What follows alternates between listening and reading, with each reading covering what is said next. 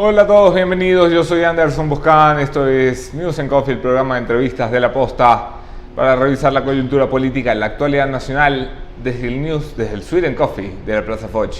Hoy viernes 18 de mayo. Sí, 18 de mayo, la memoria no me ha engañado. Gracias por conectarse. Revisamos los hechos en caliente.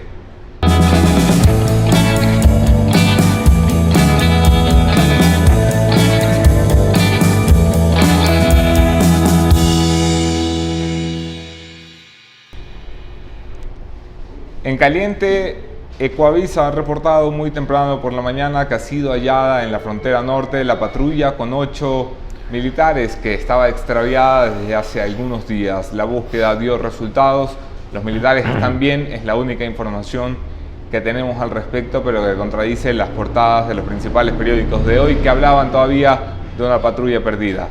Podemos reportar desde La Posta, la patrulla ha sido encontrada, los militares están bien, ya se darán detalles de dónde andaban los muchachos. En caliente también, el ministro Richard Martínez entra en su primera semana con pie derecho. Para comenzar, 75 puntos ha caído el riesgo país desde su designación. El solo nombre de Richard Martínez ha tumbado 75 puntos el índice del riesgo país, llevándolo a niveles más o menos considerables dentro del promedio de lo que ha mantenido el gobierno de Lenín Moreno. Por otra parte, Martínez ha cuantificado ya la deuda y la ha hecho pública a través del portal de finanzas.gov.es. La deuda que estaba metida en el cajón del olvido por Carlos de la Torre y la ministra María Elsa Viteri ha vuelto a salir a la luz 4 meses más tarde, cuantificada en 58.928 millones de dólares. Esto es poco más que el 57% en relación al PIB, lo que significa que estamos 17 puntos por arriba del límite legal y constitucional del techo de endeudamiento fijado en 40% en 2010 por el correísmo. El ministro Martínez deberá remitir ahora, a través del presidente de la República, un proyecto de ley a la Asamblea Nacional donde se logre elevar el techo de la deuda o desaparecer la necesidad de tener un techo de endeudamiento. ¿Es posible que cuente con los votos de la oposición? Sí, pero no solamente diciendo que hay que elevarlo, sino diciendo qué vamos a hacer el resto de años. Esta al menos es la postura de los bloques socialcristianos de Creo y de Integración Nacional, votos necesarios para pasar la reforma. El ministro Martínez prepara también la eliminación del decreto 1218. Este fue el famoso decreto que le costó a Correa su responsabilidad penal en Contraloría, firmada por Pablo Celli, Contralor subrogante, con el que licuó mágicamente el monto de la deuda de este país y pasamos de estar muy cercanos al 40% a por debajo del 25% en el último año de mandato de Correa, al 2016, antes del 17, cuando entregó poder a Lenín Moreno. Y finalmente, en caliente, el presidente Rafael Correa se perderá la fiesta del 24 de mayo. El 24 de mayo, cuando se cumple un año de gobierno de Lenín Moreno, el presidente Correa deberá estar en el consulado de Bélgica, 8 de la mañana, hora Ecuador, para rendir testimonio en un nuevo caso en el que se lo involucra por parte de la Fiscalía. La Fiscalía lo llama a rendir versión por el caso de secuestro de Fernando Balda. Así que a los casos de corrupción como PetroChina, Petro de Tailandia y otros, se suma ahora un caso de secuestro al que el presidente Rafael Correa deberá de responder. Lo hará mientras en Ecuador el presidente Lenín Moreno celebra con sus ministros haber llegado el primer año de gobierno despojado de él y de Jorge Glass, que como siempre nos mirará desde la cárcel 4. ¿Cómo ha sido este primer año de gobierno? ¿Qué se ha avanzado? ¿Qué falta por hacer? Se lo pregunto a mi invitado de hoy porque tengo la fortuna de contar esta mañana con Norman Wright. Quédense por la entrevista.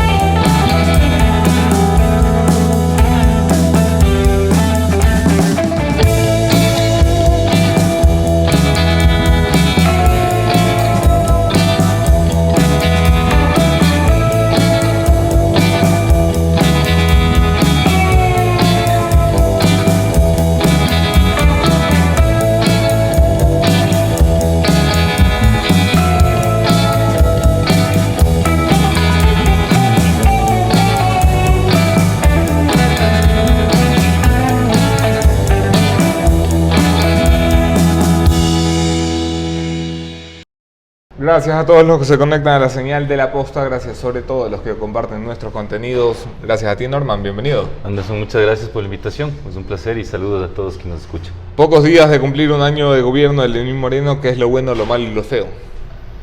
Esa es pregunta de examen, como digo yo. Creo que ha sido un año complejo para el Ecuador en su conjunto y el gobierno de Moreno ha tenido que enfrentarse a un sinnúmero de retos. Uno de ellos, el político principalmente. En el arranque del 24 de mayo es un gobierno que empieza su gestión dentro de una conflictividad y un país absolutamente polarizado. Recordemos lo que fueron las elecciones, lo que fue esa primera, esa segunda vuelta, los debates que se produjeron, toda esta construcción de una idea de que no había legitimidad en el resultado, los problemas que se produjeron en las calles, un nivel de confrontación importante y el caso Odebrecht ya cobrando sus víctimas o empezando a cobrar efectivamente sus víctimas políticas.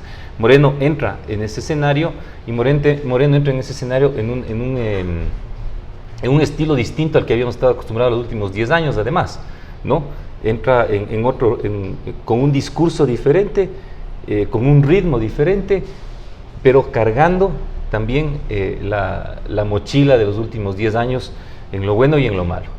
Entonces, el primer año yo diría que fue un año en donde el gobierno definió una estrategia y asumió dos caminos, que yo creía que eso es bueno, para afrontar los inconvenientes políticos y sobre todo el tema, y yo pongo la corrupción, que si bien es un componente de carácter jurídico, por decirlo de alguna manera, ¿no?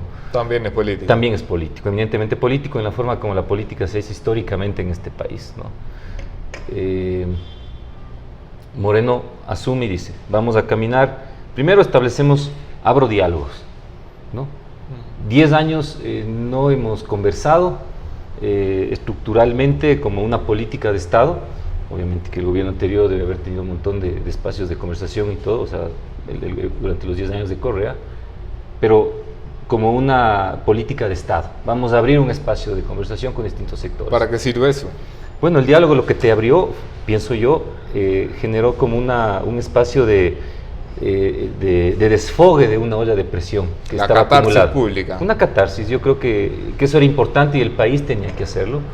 Y estableció también unos caminos de entendimiento y de acuerdos y de discusión hacia la construcción de política pública en temas que eran absolutamente claves y trascendentales, ¿no? Uno de esos me parece que fue construir caminos espacios de comunicación mucho más transparentes entre esos con los sectores productivos y empresariales del Ecuador, para establecer la construcción de alguna idea de un pacto fiscal, algún acuerdo económico hacia largo plazo, donde se establezcan ciertos criterios claros vinculados a la mesa de los empresarios fue precisamente una de las primeras que entró en fracaso cuando enviaron el mamotreto de ley de reactivación económica que terminó convertido en un Frankenstein después de pasar por la asamblea y no le gustaba ni siquiera el partido de gobierno. El diálogo que se planteaba como la gran bandera de Lenín Moreno en los primeros meses se abandona tempranamente en el primer año, se abandona porque ya nadie nos habla de mesas de diálogo. Y se abandona también porque traía mucho riesgo, que era el riesgo de tener que contentar a todo el mundo en esas mesas. Mira, el problema de los procesos de diálogo es que a veces puede, como dicen los gringos, la lista de los deseos, ¿no es cierto? Siempre hay este inconveniente. Pienso que si una sociedad estaba represada en su posibilidad de llevar adelante sus planteamientos, donde tenías una voz única que establecía la agenda política todos los sábados, y eso reflejaba de alguna manera la propia lectura del gobierno del supuesto sentir popular, sea este o no, este cambio de llevar la vocería hacia los sectores reales y concretos, obviamente destapó un sinnúmero de posibilidades, de expectativas y también de frustraciones transitorias, pero yo creo que no fue totalmente un tema, no creo que se pueda hablar de un fracaso de ese proceso. Yo creo que eso abrió ciertos espacios de entendimiento y generó y sigue generando la posibilidad de abrir espacios de discusión y de acercamiento al gobierno nacional que Yo pensaría, en el transcurso de lo que viene en este próximo año y hacia futuro, deberían irse decantando ya en decisiones claras de política pública. Moreno ha hecho un buen gobierno. Yo creo que Moreno ha hecho un buen gobierno en las condiciones en las cuales asumió el Ecuador. Un año atrás, disculpa que te corte, sí. ya te voy a pedir la explicación. Un año atrás, ¿pensabas que era posible que Moreno hiciera un buen gobierno? Yo me hubiera preguntado eso, me hubiera preguntado no solamente respecto a Moreno, sino respecto a cualquiera de las alternativas que estaban en juego. Porque el Ecuador entró en un proceso complejo de manejo de su economía. Había una situación política muy confrontativa y había condiciones difíciles en la gobernabilidad a nivel de la Asamblea Nacional. Entonces, si nosotros recorremos la historia del Ecuador, eso es por lo general el caldo de cultivo para la inestabilidad política y eso genera un sinnúmero de problemas. Entonces yo pensaría que era un reto grande para cualquiera. Sin embargo, Moreno, en su estilo, en su forma de entender el mundo y en su propia experiencia personal y en su visión política, ha ido dando ciertos pasos que ha generado expectativa desde la gente, y creo que este primer año para mí ha sido eminentemente político. Yo diría que ese ha sido el escenario. Siempre es político, pero veo que ahí ha estado al menos el énfasis. Todo el esfuerzo y la concentración del gobierno. El esfuerzo y la concentración. Porque aquí viene el tema de la consulta. El gobierno también plantea una consulta popular. O sea, regresa al soberano, como saben decir los entendidos, ¿no es cierto?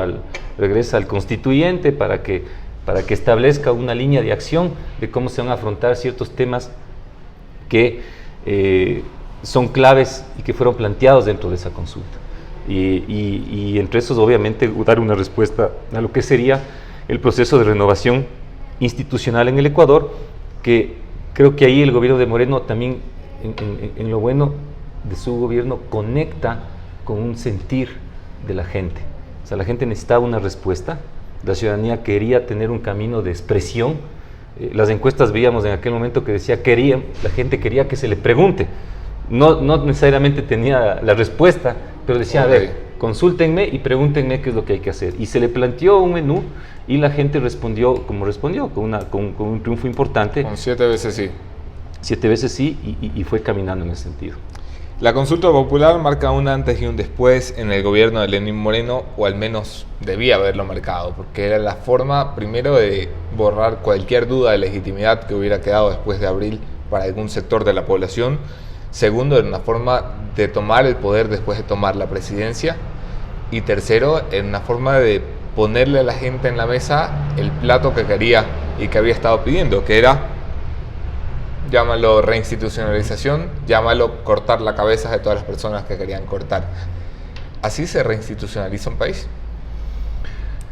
Uno quisiera que uno pudiera hacer las cosas de manera más ordenada y mucho más racional, pero vuelvo a un concepto de las relaciones internacionales. Hay una teoría que se llama la teoría realista de las relaciones internacionales, y dice: las cosas son como son y no como deben ser. Y pienso que esto es lo que tenemos, como digo yo, lo que da la tierra. Es un momento complicado, un momento difícil, y se plantea un camino. Y las fuerzas de las consultas populares, así a unos nos guste más o menos lo que se preguntó, o quisiéramos por nuestra formación, ¿no es cierto? Venimos de mi formación profesional es de abogado, me gusta el derecho constitucional, quisiera seguir, o sea, las pautas de un constitucionalismo proactivo y unos caminos así muy apegados a la norma, y que me parece que es correcto, pero también hay un componente eminentemente político, también coyuntural, que hace que se tengan que tomar decisiones pensando en el Ecuador. Yo creo que es un tema importante. El principal tema del gobierno, de cualquiera, es permitir y generar unas condiciones para el país, para que la gente pueda realizarse y llevar adelante sus expectativas. Y eso es una base política de construcción importante. Ayer yo creo que en ese sentido Moreno ha tomado esa pauta, y habrá que evaluar en el tiempo si es que se lo logra hacer o no. El presidente ha decidido ayer sepultar el socialismo del siglo XXI con una declaración sorpresiva para muchos porque fue partícipe de la ilusión del socialismo del siglo XXI, diciendo: yo creo que ese modelo cuadrado del socialismo del siglo XXI no es la fórmula para el Ecuador. Ha dejado atrás sus convicciones. Te pregunto, ¿tú alguna vez creíste en el socialismo del siglo XXI como la fórmula para el Ecuador? Mira, cuando fue el proceso constituyente en Montecristi, yo creo que hubieron dos ejes de ahí importantes, ¿no? Uno, establecer una organización del Estado en función de la viabilización plena de los derechos de las personas. Y en ese sentido comprendimos el concepto de buen vivir. Y esta discusión sobre el tema del socialismo del siglo XXI, que bestia, nos podemos pasar horas, porque además ni siquiera aquellos que lo impulsaban en su momento como concepto estaban absolutamente de acuerdo en el contenido de lo que estaban discutiendo. Acá también se empezó a hablar de biosocialismo, de socialismo del buen vivir. El socialismo del siglo XXI estaba como más agarrado a las posturas lideradas desde Hugo Chávez en Venezuela. Había un sinnúmero de coyunturas, y de eso, esa dinámica, tú sabes que había matices, visiones y posturas sobre todos los temas. Lo concreto es que sí se pensó en generar esta estructura, ¿no es cierto? Una garantía de derechos y una organización estatal que viabilice esos derechos. Y yo creo que ese fue el punto central, vinculado al asunto importante que tiene que ver con los derechos de naturaleza adicionalmente. Moreno entró a la presidencia, como lo has descrito, cargando la maleta de las culpas de una década de correísmo. Se deshizo rápido de la maleta. Nadie le acusa hoy de ser un correísta camuflado o un correísta arrepentido, todo lo contrario. Muchos de sus ministros todavía no pueden quitarse la etiqueta. Rosana Alvarado no puede salirse de esa zona. María Fernanda Espinosa no puede salirse de esa zona. Y te hago la pregunta porque vienes de una agrupación como la Ruptura de los 25, que en cada entrevista a la que tienen que ir, tienen que responder todavía por la maleta del correísmo en la que alguna vez creyeron y que hoy tienen que cargar todavía. Porque no es tan fácil desprenderse de esa maleta de responsabilidades, aunque ha pasado tanto tiempo desde que se separaron. Claro. Nosotros nunca le llamamos correísmo, para empezar, ni lo entendimos de esa manera. Cuando nosotros establecimos un acuerdo programático hacia la Asamblea Constituyente, con otros grupos y colectivos, ahí había un planteamiento que tenías que viabilizar, ¿no? Que es básicamente el que yo te comenté hace un momento. Entonces nosotros no veíamos eso como el correísmo. El correísmo fue en lo que se fue convirtiendo el proceso. Y hubo un parteaguas absolutamente claro cuando se produjo la consulta del 2010 sobre el tema de justicia. Esta frase de meterle las manos a la justicia, sí, nosotros siempre no estuvimos de acuerdo de eso. Este fue un quiebre fundamental. Nos dijeron en ese momento que éramos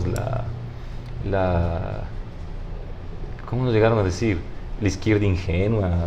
Sí, la izquierda infantil. Infantil, un montón de cosas, porque además algunos veníamos también de procesos vinculados también a la defensa de los derechos ambientales y derechos indígenas y demás. Entonces, este fue el tema. Esto se fue convirtiendo efectivamente en eso. Yo creía que el gobierno de Moreno tomó una posición política que además es muy clara en la postura y que a lo mejor se pudo haber hecho de otras maneras, haciendo quizás una lectura también del escenario político en la Asamblea. ¿A qué voy con esto?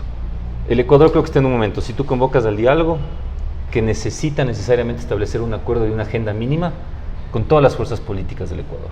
Y ahí deben actuar con responsabilidad todas las personas, porque lo que le pase al Ecuador en materia económica, en materia social, en general, es una afectación que viene para todos. Y yo creo que ahí hay la posibilidad de la construcción, o debería generarse eso. Entiendo los diálogos, que fue una postura en ese sentido. Pero Moreno optó y dijo, yo encontré un país en estas condiciones, no tuve la mesa servida que tanto me habían dicho, y yo tengo que ser consecuente con lo que encontré y con lo que estoy viendo. Hoy el gabinete de Moreno no es ni remotamente parecido al gabinete con el que arranca su gobierno. ¿Cómo se explica que un presidente como Lenín Moreno pueda tener en la misma mesa de gabinete a Rosana Alvarado, que es la izquierda dentro de la izquierda, y a Richard Martínez, que es la derecha dentro de la derecha? Yo creo que esto es lo interesante del momento en que vivimos. Es decir, el gobierno de Lenín Moreno, yo podía tener una lectura de eso. No lo he escuchado aún expresamente en ese sentido. Pero si ese es un gobierno de concertación nacional, si ese es un gobierno que te plantea la posibilidad de tener un encuentro entre gente comprometida con sus principios, pero con la apertura necesaria también para discutir con un nivel de pragmatismo decisiones que necesita el Ecuador para poder tener un futuro para su gente y para el país en su conjunto. Pienso que ese es un reto interesante. Y yo creo que si Moreno logra construir, ¿no es cierto?, un gobierno de estas características, él va a tener un lugar en la historia que va a llamar hacia el fortalecimiento democrático, el establecimiento de institucionalidad independiente y la posibilidad cierta de fortalecer el aparato productivo para potenciar el Ecuador hacia adelante. Entregarle la cartera de finanzas a las cámaras ha sido la principal crítica que han tenido sectores, no solo del correísmo, también de la oposición. Cito, por ejemplo, Ramiro Aguilar, que es una persona a la que considero mucho en sus criterios. No se entrega un ministerio de finanzas al empresariado, mucho menos a los gremios. ¿Es peligroso entregar esa cartera así? O sea, puede haber una lectura desde ahí, que sobre todo en los sectores llamados progresistas esté generando más preguntas y dudas que certezas. No dudo que eso sea de esa manera. Yo lo veo como la necesidad clara de que también ese sector asuma una responsabilidad concreta en sacar adelante el Ecuador, ¿no? Porque claro, siempre hemos estado acostumbrados a tener una postura de sugerencia desde afuera. Hagan esto, tomen esto, no han hecho esto, ¿por qué no hicimos esto? Entonces, ahora que ya están integrados dentro de la dinámica del gobierno, también son corresponsables de las respuestas y las salidas para el país. Para mí eso es positivo, porque dentro del gobierno tendrán también que ellos emprender, es decir, manejar el gobierno no es manejar una empresa, uno no es gerente, ¿no es cierto? Tiene que establecer acuerdos, tiene que negociar, todo sobre la mesa, obviamente, de la manera más transparente, pero también tiene que entender que las medidas que se asuman tienen que también ir absolutamente emparejadas a precautelar los derechos de los más vulnerables. Y eso va a ser un reto interesantísimo, porque eso le obliga, ¿no es cierto?, al sector empresarial a entender profundamente también esas demandas, no solamente de la dinámica del cumplimiento de metas absolutamente empresariales. Saludo que Richard Martínez haya tomado ese reto, lo saludo realmente, porque primero es una persona joven, una persona inteligente, conocedor de su campo, y al asumir esto implica que está asumiendo una carga de responsabilidad respecto al país y respecto a su propia vida, y yo espero que lo haga en ese sentido, entendiendo la complejidad de la dinámica del Ecuador en que vivimos y sabiendo que siempre las decisiones tienen que estar centradas pensando en la gente. El gobierno necesita ahora más que nunca acercamiento con todos los bloques políticos, sobre todo en el Parlamento, donde deberán pasar decisiones importantes en materia económica, como por ejemplo, lo mencionaba al inicio de la entrevista, la reformatoria o derogatoria del techo de la deuda por parte de la Asamblea Nacional. Esto en un año preelectoral, que ya podríamos decir está entrando a ser un año electoral, es una carta a jugarse. El gobierno depende demasiado de la oposición. Y de su propio bloque. Y posiblemente también de sectores absolutamente responsables y que estén pensando en el país en lo que se ha llamado el bloque correísta. Esta decisión es absolutamente clave para el Ecuador. El famoso informe de la Contraloría sobre el tema de la deuda, creo que generó una condición adicional y compleja para el manejo de la economía del país, pero también hace un aporte al sinceramiento de las cosas en el Ecuador, ¿no? Yo creo que eso es lo más importante de ese informe, y obliga al Ecuador a hacer dos cosas. Una, cumplir posiblemente lo que dice el propio Código de Planificación y Finanzas Públicas. Hay que declarar el interés nacional, se tiene que armar un plan de sostenibilidad fiscal y adicionalmente hay que tomar decisiones sobre el techo de la deuda. Y todo eso está enmarcado efectivamente en una visión de interés nacional, y eso tiene que pasar por la Asamblea, que es un escenario absolutamente político, como tú lo dices, y ahí es donde el Ecuador en su conjunto, donde también la oposición va a tener que asumir, ¿no es cierto?, con responsabilidad las decisiones hacia futuro con miras a generar condiciones de vida digna, de prosperidad y de oportunidades para la gente. Bueno, será más fácil si el gobierno, en lugar de decir me quiero seguir endeudando, dice me quiero seguir endeudando, pero este es el plan para salir del hueco fiscal. Entonces, yo veo que cuando el gobierno tiene que plantear ese camino al país y lo tiene que construir, es un momento en el cual se abre otra vez el diálogo, pero también una corresponsabilidad en sacar adelante al Ecuador. Con sinceramiento absoluto de las cifras y sabiendo por dónde tenemos que caminar. ¿Por qué no año de que dejara el poder Rafael Correa, a 6 meses de que lo jubilaran electoralmente vía consulta popular? El tipo sigue siendo una de las principales referencias en conversaciones políticas. ¿Por qué se le abren 6 procesos? ¿Por qué el presidente Lenín Moreno no deja de compararse con su antecesor? ¿Por qué sigue tan presente el fantasma de Correa en la política nacional? Yo pienso que la figura de Rafael Correa marca, y hay que reconocerlo con todas sus letras, o sea, marcó la política de los últimos 10 años del país. Recordemos que el Ecuador venía políticamente y económicamente de tumbo en tumbo. Habíamos tenido en los 10 años previos a Rafael Correa creo que 7 gobiernos, algunos que duraron horas, otros que duraron 3 días. En general era una crisis complicada. Atravesamos el problema financiero que fue un golpe brutal a la economía del Ecuador y nos dolarizamos. Entonces en ese proceso la gente sentía que tenía que darle una respuesta política y había mucha venganza y mucha bronca también ahí metida. Rafael Correa supo canalizar ese sentimiento y le dio al Ecuador 10 años de gobernabilidad. Y eso creo que todo el mundo lo va a recordar en ese sentido. Luego de esos 10 años, hay un punto de inflexión clarísimo. Yo creo que al Ecuador en su conjunto, no solamente el gobierno de Correa, le hizo mucho daño una mayoría contundente y absoluta como la que se tuvo en la Asamblea. Sí. Y eso pienso que también desequilibró, ¿no?, las posibilidades de que del debate, de la discusión mucho más amplia de ideas y de la posibilidad cierta de establecer una discusión mucho más democrática sobre varios temas en el Ecuador. Y esto fue un punto de inflexión. Y por eso mismo, por la carga de esa cantidad de poder, es que frente a esa cantidad de poder hay ahorita una respuesta, porque sigue respondiendo, ¿no es cierto?, al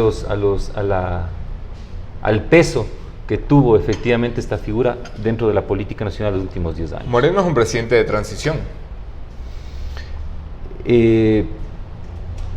Yo pienso que ese es uno de los grandes retos del presidente. Yo coincido en que él tiene frente a él la construcción de un proceso democrático, de generar estabilidad y de cumplir su mandato de 4 años y abrir una senda que le permita al Ecuador marcar una cancha mucho más democrática para discutir su futuro.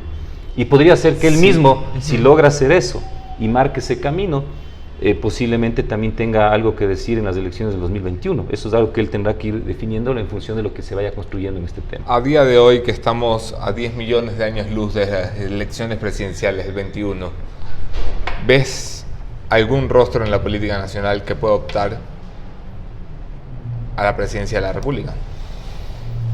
O sea, difícil. O sea, que esté en condiciones. Demasiada responsabilidad para estar hablando ya de precandidatos, ¿no? Pero pienso que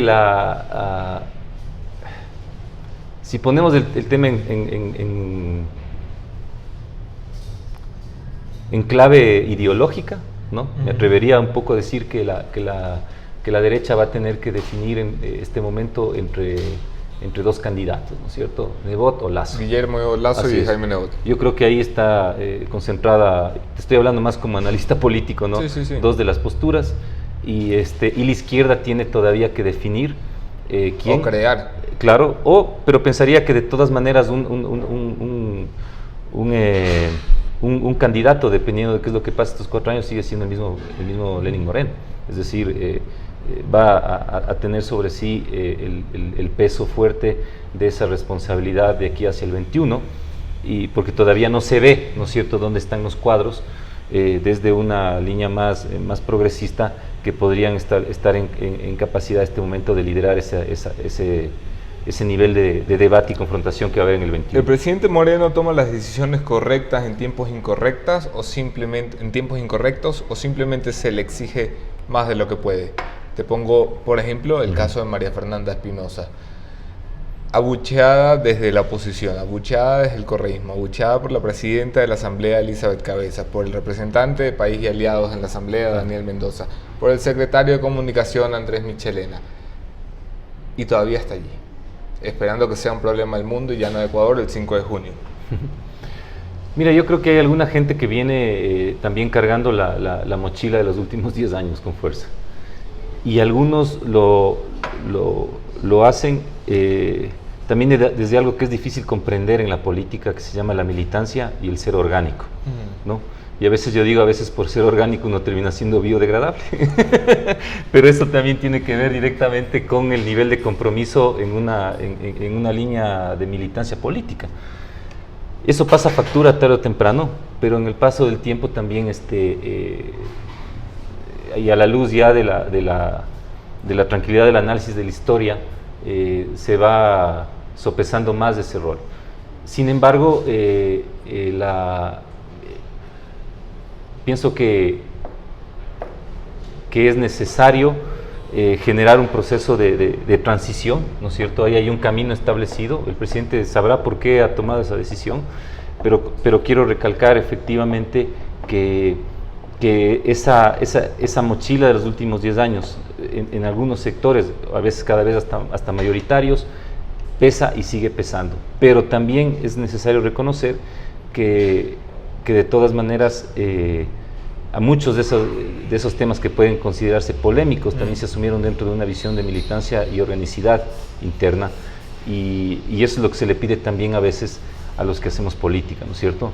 Un nivel de ser corresponsables también de lo bueno y lo malo que puede hacer un gobierno. Recta final de la conversación con Norman Ray. El primer año de gobierno de Lenín Moreno ha estado marcado por la política, según me comentas. El segundo año va a estar marcado por la economía. Estoy absolutamente de acuerdo en ese análisis. Creo que ahí se abren los retos. La economía también es absolutamente real y pragmática. Uno quisiera que sea otra cosa, pero cuando no tienes plata que te avance para pagar las cuentas a fin de mes y todas las deudas te caen encima, es como en cualquier familia, tienes que buscar mecanismos para generar respuesta a esas condiciones. Y yo creo que el Ecuador tiene que tomar posturas claras, como te digo, que permitan esa reactivación, plantear un camino y un plan a seguir y pensar sobre todo en las personas. No es una decisión fría, solamente de cifras. También se tiene que pensar en la gente, y pienso que eso es lo que la propia Constitución te pide cuando estás hablando en materia económica. Muchas gracias, Norman, por estar aquí. Gracias a ustedes gracias por conectarse. Sus preguntas, sus comentarios, no se vayan. Mi conclusión de esta mañana, el punto final.